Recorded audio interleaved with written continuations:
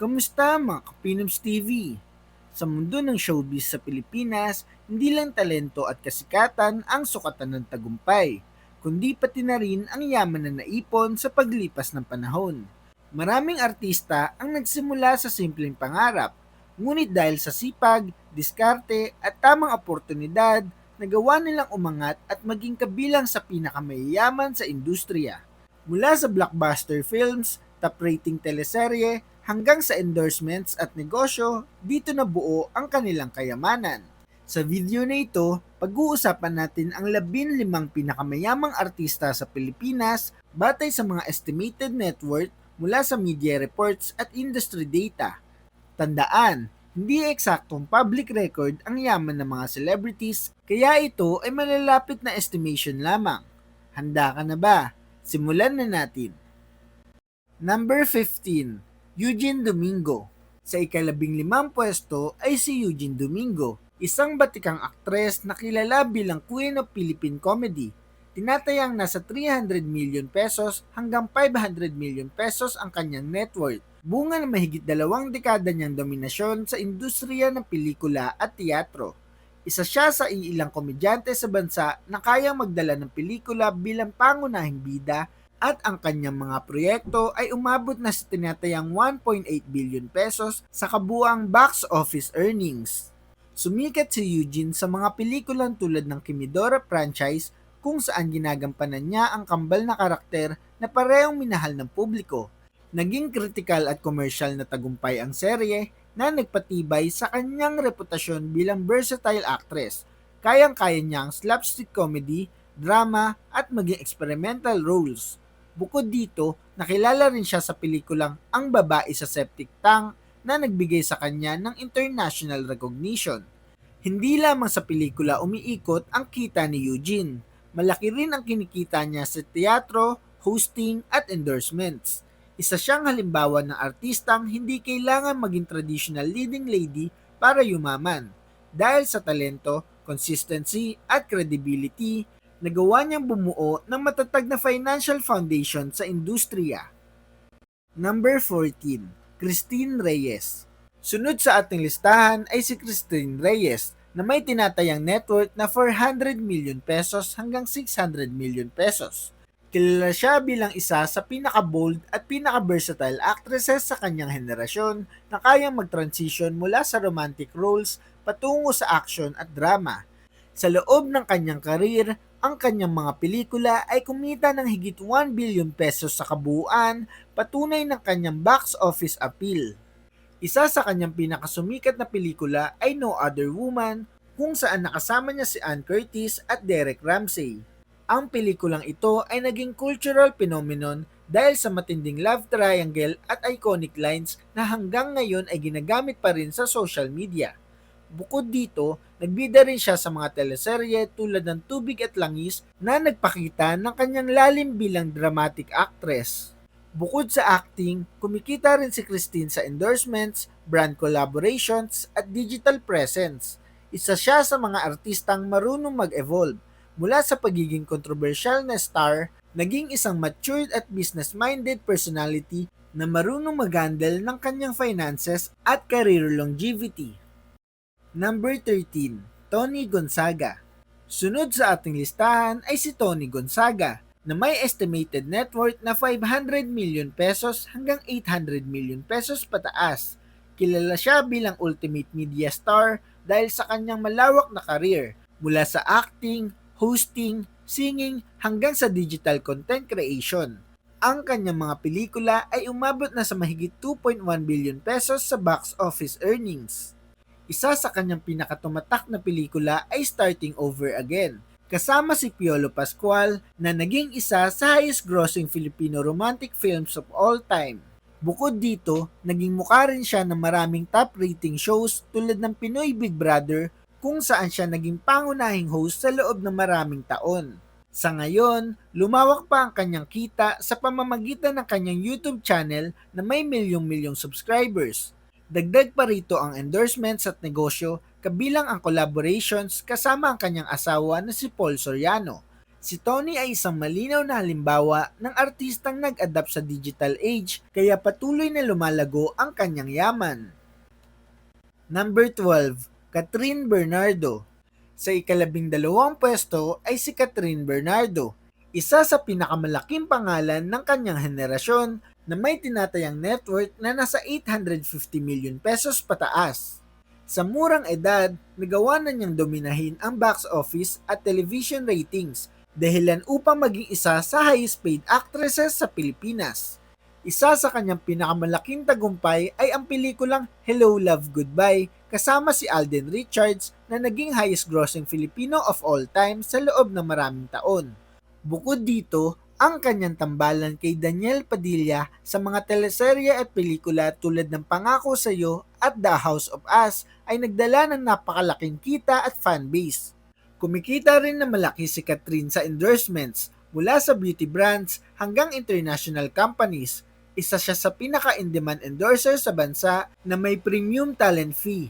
Sa kombinasyon ng talento, disiplina at smart financial decisions, patuloy siyang umaakyat sa listahan ng pinakamayayamang artista sa Pilipinas.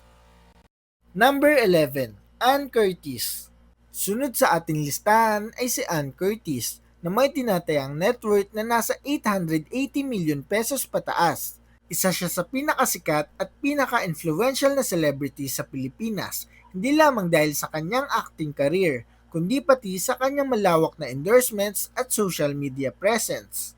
Mas nakilala si Ann sa kanyang mga pelikulang tulad ng No Other Woman at Baybas, kung saan ipinakita niya ang kanyang versatility mula sa romantic drama hanggang sa intense action roles. Bukod dito, isa siya sa main host ng noontime show na It's Showtime na patuloy na nagbibigay sa kanya ng consistent exposure at income.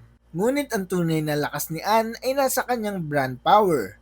Isa siya sa pinaka-followed celebrities sa social media sa Pilipinas kaya't milyon-milyon ang kinikita niya sa endorsements at collaborations.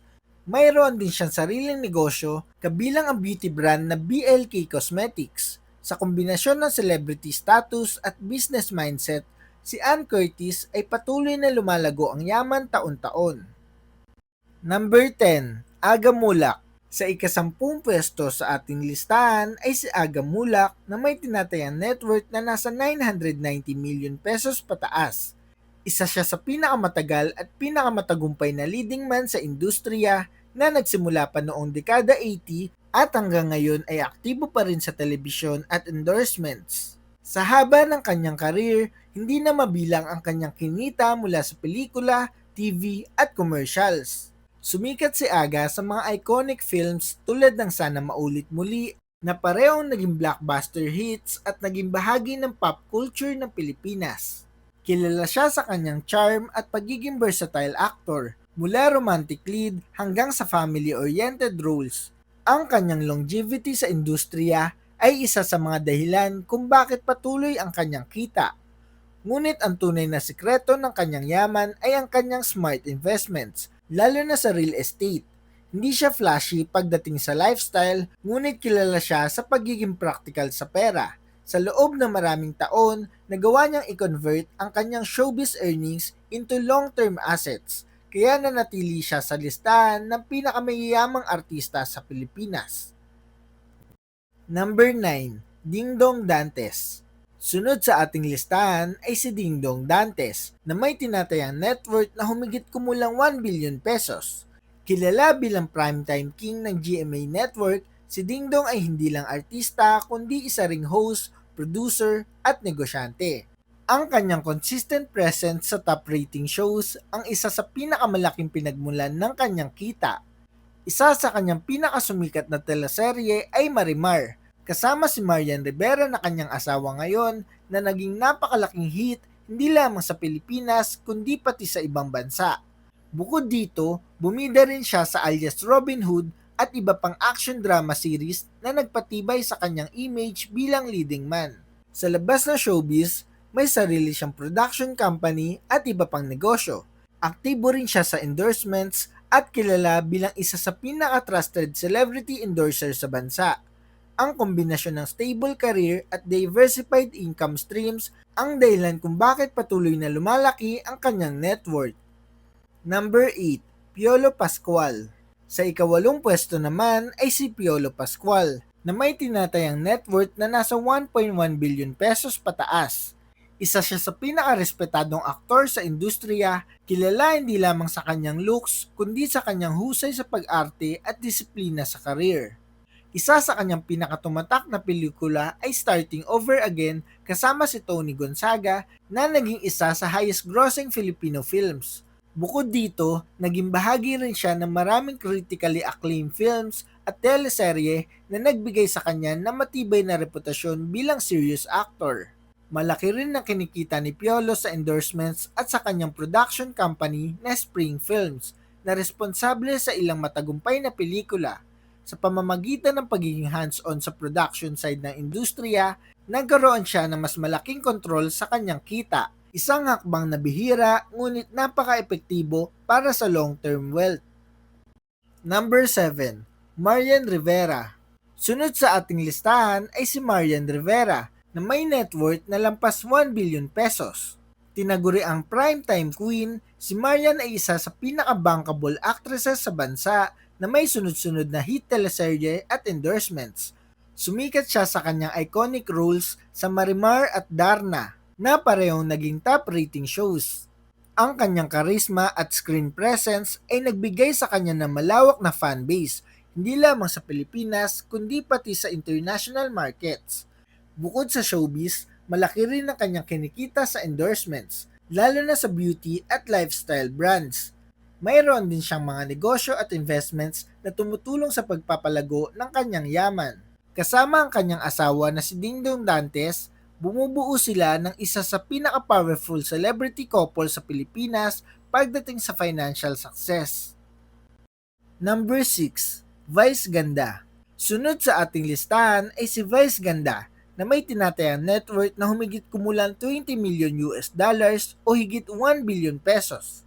Isa siya sa pinakamalaking pangalan sa entertainment industry lalo na sa larangan ng comedy at mainstream cinema.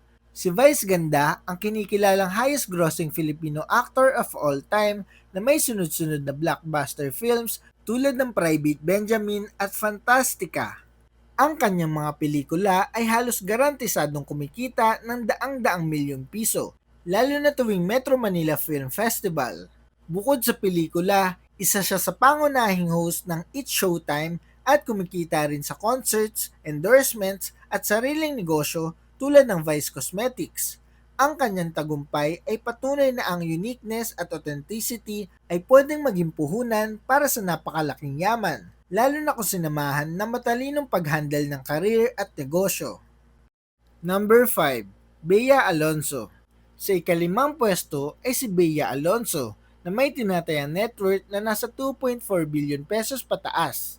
Isa siya sa pinaka-respetadong aktres sa bansa na kilala sa kanyang mga iconic romantic drama films at teleserye.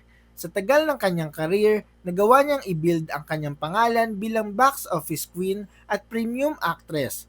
Isa sa kanyang pinakatumatak na pelikula ay One More Chance kasama si John Lloyd Cruz na naging isa sa pinaka-iconic love stories sa Philippine cinema. Ang kanyang mga proyekto ay kadalasang critically acclaimed at commercially successful, dahilan upang maging isa siya sa highest paid actresses sa bansa. Ngunit ang tunay na nagpapalago ng kanyang yaman ay ang kanyang smart investments. Mayroon siyang farm, real estate properties at iba pang negosyo. Isa siyang halimbawa ng artistang ginamit ang kanyang kinita sa showbiz bilang puhunan para sa long-term wealth. Kaya hindi nakapagtataka na umabot siya sa billion level net worth. Number 4, Sharon Cuneta. Sunod sa ating listahan ay si Sharon Cuneta na may tinatayang net worth na nasa 2.6 billion pesos pataas. Kilala bilang megastar, si Sharon ay isa sa pinakamatagal at pinakamatagumpay na entertainer sa Pilipinas na may karir na tumagal ng mahigit 4 na dekada. Sumikat siya sa mga pelikulang tulad ng Madrasta at Caregiver na parehong nagpakita ng kanyang lalim bilang aktres.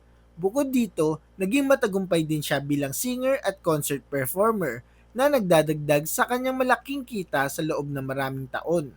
Hindi lamang sa entertainment nanggaling ang kanyang yaman. Mayroon din siyang investment sa real estate at iba pang negosyo. Sa tagal ng kanyang career at sa dami ng kanyang pinagkakakitaan, si Sharon Cuneta ay nanatiling isa sa pinaka-influential at pinakamayayamang artista sa bansa. Number 3, Vilma Santos. Sa ikatlong pwesto ay si Vilma Santos na may tinatayang net worth na nasa 2 billion pesos hanggang 3 billion pesos pataas. Tinaguri ang star for all seasons, si Vilma ay isa sa pinaka-legendary actresses sa Philippine cinema na may napakaraming award at blockbuster films sa kanyang pangalan. Isa sa kanyang pinakakilalang pelikula ay Anak na naging international hit at nagpatunay sa kanyang world-class acting skills.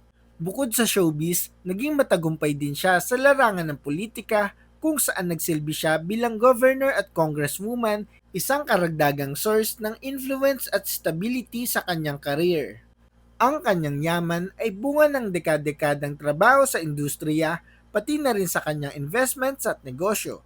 Si Vilma Santos ay patunay na ang longevity at credibility ay pwedeng magdala sa isang artista sa pinakamataas na antas ng tagumpay, hindi lang sa kasikatan kundi pati sa yaman. Number 2, Coco Martin. Sa ikalawang pwesto sa ating listahan ay si Coco Martin na may tinatayang net worth na humigit kumulang 20 million US dollars o higit 1 billion pesos pataas. Isa siya sa pinaka-dominant na artista sa telebisyon, lalo na sa kanyang long-running series na FVJ's Ang Probinsyano, na tumagal ng ilang taon at naging cultural phenomenon. Bukod sa pagiging aktor, si Coco ay isa ring director at producer na nagbibigay sa kanya ng mas malaking bahagi ng kita sa bawat proyekto.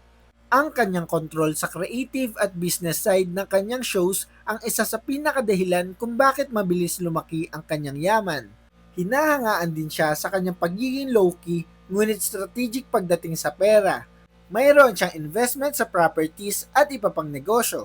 Si Coco Martin ay isang modern example ng artistang hindi lang umaasa sa talent fee, kundi kumikita rin sa likod ng kamera. Number 1, Willie Revillame.